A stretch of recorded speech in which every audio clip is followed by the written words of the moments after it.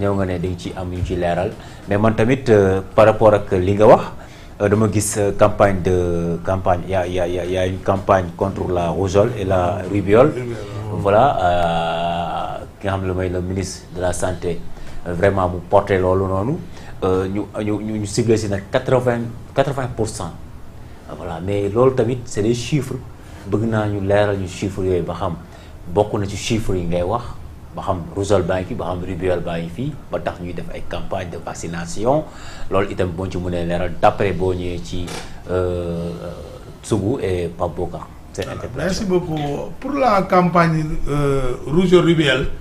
mun naa ci ñëw très rapidement xam nga kooku dafa am li ñuy trouver li ñuy wax ni la surveillance hebdomadaire. D'accord. Des maladies à potentiel épidémiologique. Oui. boo xam ni système de santé Sénégal xam nga dama am loo xam ni naa ciy def brèche. bi Covid bi ñëwee dañ ñu woon Afrique ñëppay dee mais ñun Afrique ak Europe bokkuñu.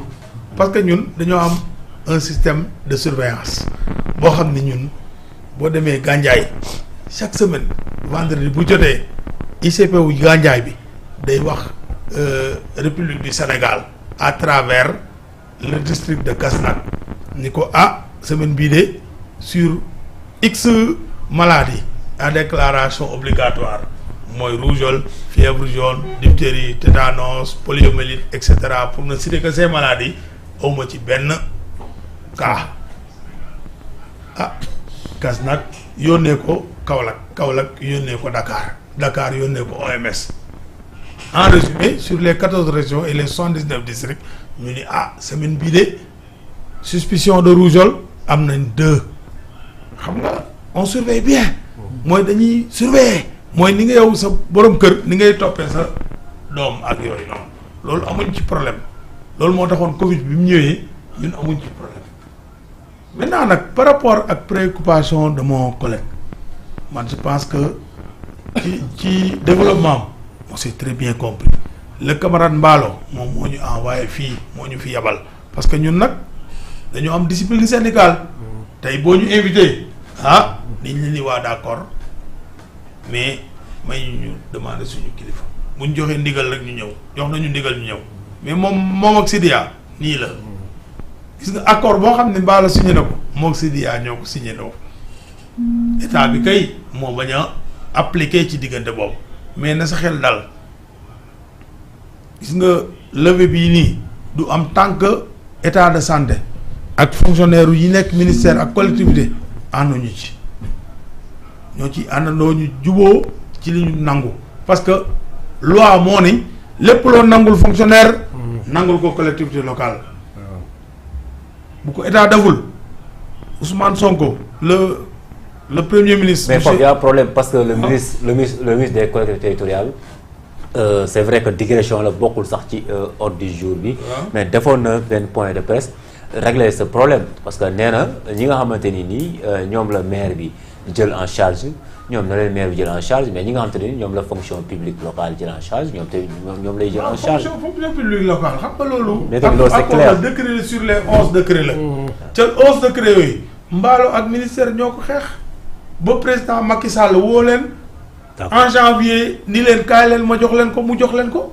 d'accord on peut continuer loolu nag pour ñu continuer ci. pour ñu bañ a def discrétion. état bi xam na li mu war a def. d'accord na ko def ngir yàlla. d'accord c'est ça. Ousmane Sonko xam na li mu war a def na ko def ngir yàlla.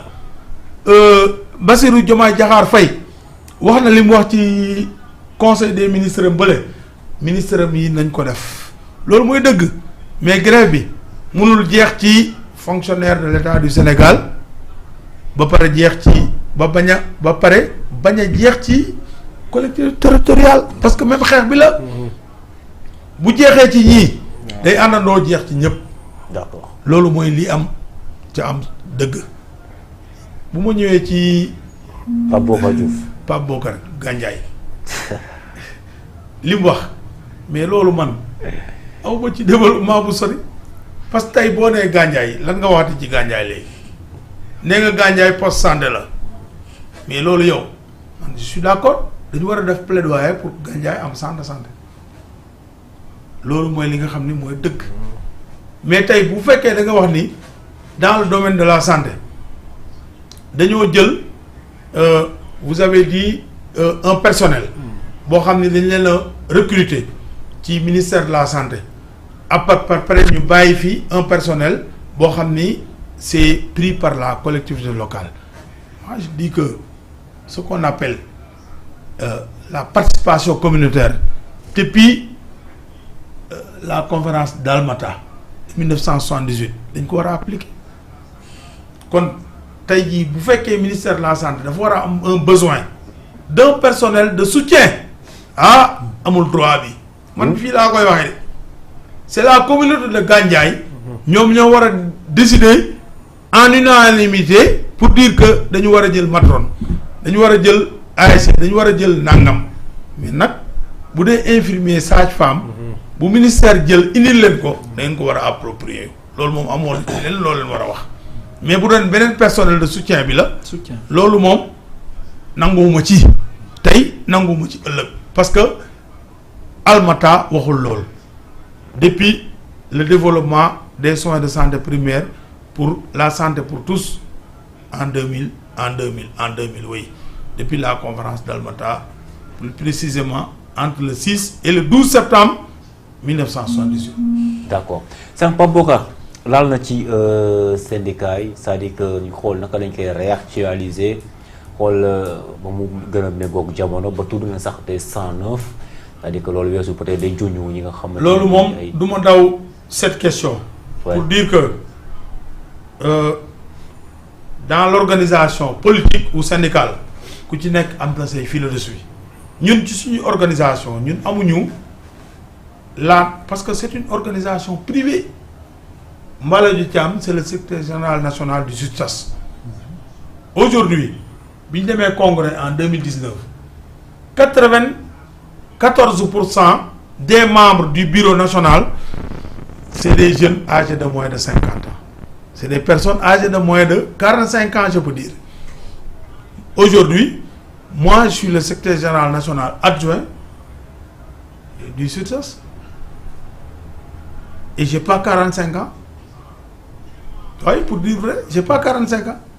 Le trésorier national, il n'a pas 48 ans. Le secrétaire administratif, il n'a pas 47 ans. Le chargé de l'organisation, il n'a pas 48 ans. Le chargé des jeunes, le chargé nangam nangam. Et pour dire même, et je félicite de passage, le chargé des jeunes de l'organisation nationale du SUTSAS, il est actuellement député, c'est Cheikh Faye. Il était notre secrétaire général de la section de Yeumbeul qui représente le département de Fatick. Pour dire que nous sommes dans ces perspectives, mais nous sommes une organisation vraiment privée. C'est les militants qui décident. Parce que Mbalo décidé wul ñu fal ko. Militants yi ñoo décidé en toute souveraineté ni lañ ko fal. Donc nag bu ko neexee bu nekkee ba 90 ans bu doyee militants yi rek nañ ko fal mais li ma la mën a xam daal ñun nous sommes dans ces perspectives et nous n'avons pas de difficulté par rapport à ça parce que li neex militants yi rek moo neex l'organisation. D'accord ngeen jéggal ma ci côté boobu. D'accord balaa ma ñëw ci voilà donc rajeunissement bi li nga ko waxee. C'est vrai mais il est vraiment dans ces perspectives. Pour dire vrai aussi, il vient d'être décoré ou nommé meilleur syndicaliste de l'Afrique et meilleur syndicaliste du monde, comme Dr Coronis Kosa en Côte d'Ivoire. Et puis bërki démb la ñëw. Et pour votre information, le 14 Inch'Allah décembre, lañ ko war a honorer au niveau de SNEPS et vous êtes invité. Merci beaucoup. Décoré pour le Sénégal et il est le meilleur syndicaliste et meilleur personnage de l'Afrique durant les 50 ans. Inch'Allah. Man nag ñooñu bu ko ñeneen nommé ci loolu. ñun amuñu leneen luñ ci wax. Tout à fait moom nag fi mu toog ak li ñuy wax ni rajeunissement ak yooyu militants yi ñoo ko fa teg tant que militants yi bu suba buñ demaatoon congrès militants yi na ñëwaat dañ ko fay daajaat. D'accord mais pour dire que ni tey bureau bi muy diriger moom tey jii nii 97% yi c'est une génération de moins de 45 ans. D'accord balaa ma ñëw ci Sougou sinon l'union régionale du SYTJAS Matam sont ouverts à la discussion pour une sortie de crise loolu itamit doo moo ci mën a leeral. Matam dañu am difficulté parce que Matam dañ fa am ay injustices yu bëree bëri. parce que suñu secrétaire général régional de Matam moo nekkoon le chef des services des soins de santé primaire SSI soins de santé des soins infirmiers de l'hôpital de Matam mais mu xëy directeur bi ñu yokkal ko ay prix jël ay millions yokkal ko ci salaire am mu xëy ni leen lii kat du yoon ci gàttal rek mu sàmm ko xeex ni ko liñ ma yokkal du loolu du dëgg nangam indil ko xeex mais xeex boobu mu ko indil ñu dem justice. D'accord. Ministre bi aussi Marie Khemesse Ngom dama koy citer suñu grande sœur daal di jël parti pris jël kooku ni ko dama lay affecté Dakar. injustice yaa ngi dégg loolu mooy problème léegi nag ñu dem justice bi àtte na wax ne directeur bi yaa tooñ waa ji ñu demaat justice bi ne yaa tooñ waa ji laajaat appel ñu ni ko yaa tooñ waa ji ba waa ji actuellement moo am dëkkam ba ñu attaqué directeur bi ni ko yaa war a fay. D'accord. te li am ba des mooy l'actuel ministre de la santé muy docteur Ibrahima Sy na jël ay responsabilités am. Comment. waaw mooy mu rétablir justice na delloowaat waa ji Ourossogui ba pare li mu war a def xam na ko. li mu war a def. loolu du ma ci sori. waaw mais explique ñu rek. parce que tamit da nga ñëw pour leeral monsieur docteur. da nga ñëw pour na affecté waat suñu responsable bi. oui mu rétablir justice mu affecté waat ko au niveau de l'hôpital de Ourossogui waaye moom li koy xaar ci taabal bi xam na ko. lan moo koy xaar ci taabal. voilà nañ avancé. mais non mais balaa ñuy avancer docteur balaa ñuy avancer il faut nga leeral tuuti parce que tànk yaay xam nga syndicat moo tax ñu indi la fi c'est-à-dire que pour leeral ñi nga xamante ni ñoom ñoo ñuy bàyyi xel moo tax ñu indi la fi tey bëggoon nañu xam nga leeral ñu tuuti. waaw mais laaj nga ma ci point wu Matam bi. tontu naa waaw point Matam mais sama grand ministre bi. voilà laaj nga ma ci point Matam mais tey ministre bu ñëwee lan la war a leeral. waaw li mu war a leeral rek xam na ko. lu mu fekk ci table lan la fekk ci table. li mu fekk ci table mooy comme gis na justice. oui war nañu suñ agent bi dañ koo tooñ. oui nañ ko delloowaat nañ ko rétabliraat ci ay droit. waaw loolu waaw su ko rétablir ay droit mu affecté waat ko mu delluwaat hôpital Ourossogui. d'accord loolu rek mooy. ak suite waaw ci point bi nga ma laaj. waaw ci point bi nga ma laaj. point bu la laaj waaw yeneen point yi nag mooy. xam na ni secteur de la santé bi. dafa war a wàcc langue bi ànd ak ñun. ok ànd ak le camarade Mballo Thiam ñu xeex pour que situation bi ñu nekk nii. ñu génn ci. parce que sama gis-gis parce que tey ay lay wét su ma la nee y a tant de femmes décédées par rapport à la maternité non je vous dis des contre-vérités. lu ma leen rey. non si je vous dis. mënu ko wax parce que. voilà si je vous dis. ok les statistiques. pour ne pas trahir des secrets en tant que mon profil syndical. Si je vous dis que par exemple le Sénégal a eu tant de cas de décès maternels en 2023 je vous dis des choses yoo xam ne te moom fenn fu leer mais j'en suis sûr que en 2020 c'est grave. si je vous dis que le Sénégal a eu 12 802 cas de tuberculose je dis la vérité ça j'en suis sûr pour ma position au niveau du ministère. Si je vous dis qu'au Sénégal en 2017 on a eu 14 842 cas de tuberculose je suis d'accord mais su ma la waxee ni la ren jii nii en 2003 malgré qu'on a déclaré à l'OMS 16 888 cas de tuberculose dama ko wax rek. d'accord parce que il me manque des structures yoo xam ni joxuma leur situation mais su ma la nee tant de personnes ont été décédées au Sénégal docteur Doucouré mi ngi may dégg c'est mon grand frère moom moo géré la santé de la mère et de l'enfant au Sénégal je l'interpelle directement na la wax ñaata femmes ñoo décédé par rapport à la maternité au Sénégal parce que décès maternel xam nga mooy lan. mooy lan. décès maternel c'est lié à 3 facteurs.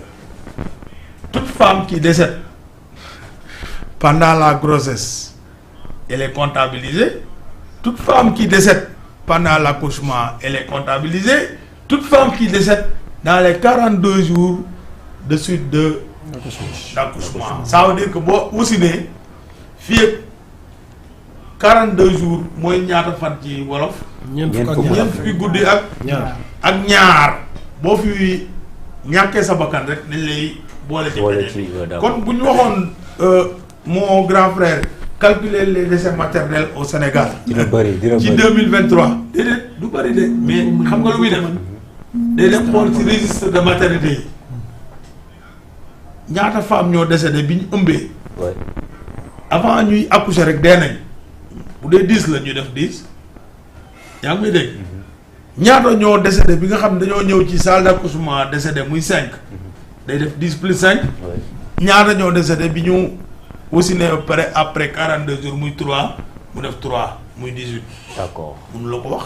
d'accord ndax li koy waxee li koy confirmeel mooy les structures de santé et wax naa la sànq la pyramide sanitaire est constituée du ministère de la santé ca moom au plus sommet mooy boss bi du moom mooy produire information moo nekk DSME dama jël exemple ci moom rek. ok boo ñëwee au niveau intermédiaire c'est les 14 régions médicales ñoom du ñoom ñooy produire information ñoom dañ leen di jox rek ñu jël ñan ñooy produire information c'est les 79 districts sanitaires et les districts 79 yi du ñoom ñooy produire information c'est les centres de santé et les postes de santé.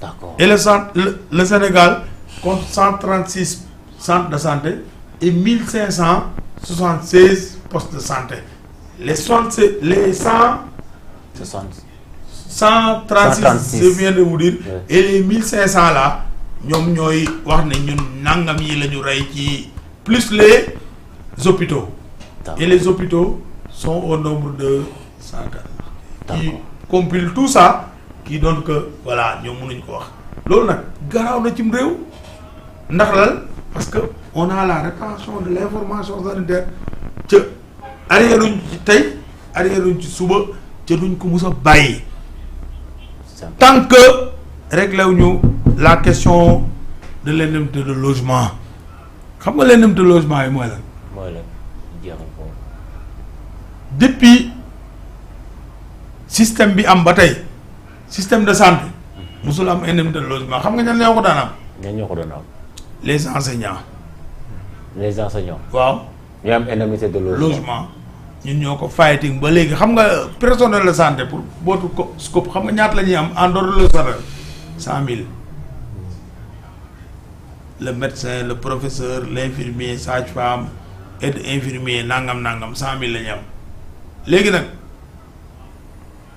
le chauffeur bi nga xam ne am na indemnité de risque à 75 000 ñu ni ko doo am indemnité de logement agent collectif local bi nga xam ni am na indemnité de nangam ñu ni ko doo am indemnité de logement fu ñu ko teg te muy liggéey ci secteur de la santé ca droit ak loi wax ko ni ko lépp lu agent de santé am da nga ko war a am. d'accord léegi nag ñaar fukki junni sëñ bi yow may liggéeyandoo ak yow ngay comptable dans le service am indemnité de risque à 75 000 man may am 100 000 francs indemnité de logement waaye léegi ngor may na ma man may continuer ci loolu yow lu ñu ko xaj lu ñu suñ différence. c'est ça. nañ waxante dëgg. d'accord merci dinañ ñëwaat ci yow xam naa lu ñu dese ci temps bi mooy suñu dernière. loolu aussi c'est valable pour les hôpitaux. d'accord ok c'est valable pour les municipaux c'est valable pour tout le monde. d'accord loolu moo waral xeex bi nag. te xeex boobu nag day continuer. d'accord incha allah te ci loolu la ñu. d'accord le camarade Mballo wax ne ñu nañ ci. incha allah boo jëlaatee parole li ñu xam fan la ñu jot jëm kii nag sugu. ma bàyyi la man lu ma si jeexal na xam nga mooy sama problème. c'est-à-dire que dañoo gis vision Sénégal 2050. mu nekk benn document bu ñëpp rafetlu.